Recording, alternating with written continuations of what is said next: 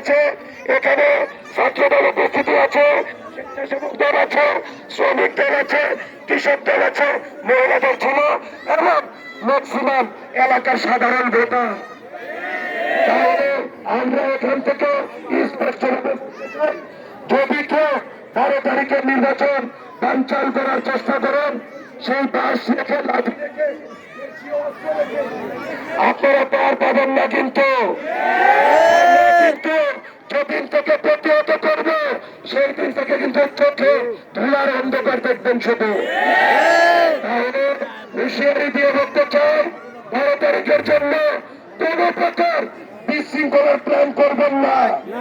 যদি কোন প্রকার বিশৃঙ্খলার চেষ্টা করেন, আমরা জাতীয়তাবাদী পরিবার তার থানা জবাব দিয়ে দেবে ইনশাআল্লাহ।